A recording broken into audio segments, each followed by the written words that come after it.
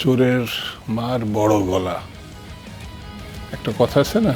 এইসব কথা ফুজুল দিয়ে টকশো হয় না। না, আমি চোরের বাইরে কথা আপনি কি বলতে চান? এই চুপ করেন, চুপ করেন। ৭১ কথা আনলেন কেন আপনি এখানে? আমি ৭১ মিথ্যা না, কি শুনাই?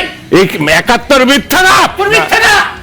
৭১-এর উপরে এই দেশ ৭১ কে মারলেন? যারা ৭১ মানে না আমার কি তারা সারা পাকিস্তানের দালাল। আপনার কাছে ৭১ শুনবো।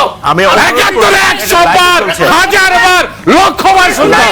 চলছে। জাতিসংঘে প্রতারণা করতে আসছেন। প্রতারণা আমার আমি ৭১ ভালো লাগে না, হ্যাঁ, মুক্তিযুদ্ধ ভালো লাগে না, পাকিস্তান ভালো লাগে, আবার কি ৭১ ভালো হবে না? পাকিস্তান তো ভালো। ফাজিল মানুষ। পাকিস্তান কি করতে আমি প্রশ্নের মধ্যে থাকি। পাকিস্তান আমাদের মেয়েকে দখল ভালো ভালো। আপনারা যদি আপনারা পাকিস্তান আমাদের পাকিস্তানিদের সঙ্গে আমি এখানে বসতে হবে। এটা না, আমরা প্রশ্নটাতে থাকি। কথা হলো দেশের ফাজিলের বাচ্চা। আমরা বলছি ৭১ সালে ৭১ কিভাবে? ৭১ কে ৭১ আসবে। কিভাবে এখানে?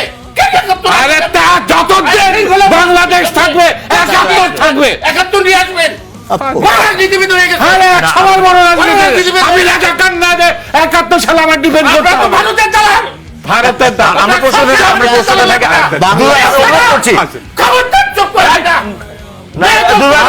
কথা বলবেন না। আমি অনুরোধ করছি, সবাই লাইভে দেখে। বেদমের মতো কথা বলবেন না। আমি অনুরোধ করছি। বেদমের মতো কথা ঠিক আছে, বলবেন আমি না। অনুরোধ করছি। আপনি একটু সিনিয়র রাজনীতিবিদ। আপনি আমাকে জুনিয়র অ্যাড্রেস করেন। রাজনীতিবিদ আরে বেশি বিয়াদবি করছে।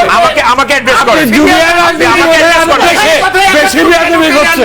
আমি অনুরোধ আপনি আমাকে অ্যাড্রেস করেন। আবার কথায় কথায় কেন ৭১ টেনে আনবেন? ৭১ তো কেউ অস্বীকার করতে পারবে না। আমরা তো স্বীকার করি না। তাহলে ৭১ নিয়ে কথায় চুপ হয়ে গেল কেন? বর্তমান না না, আমি একটু ফোনটা আমি একটু কথা বলতেছি ভাই, আমরা যুক্তি দিয়ে কথা বলবো। না, আপনার ৭১ কি না, সম্পর্ক? এইটা না, আপনি আপনি সেটা সেটাকে- বলেন, কিন্তু আপনি আমি তো এটাকে সেটাই উত্তেজিত বলছি। আপনি উত্তেজিত হয়ে আমি চিৎকার সেটাই করলে তো বলছি। লাভ সে নেই। যখন কথা বলছে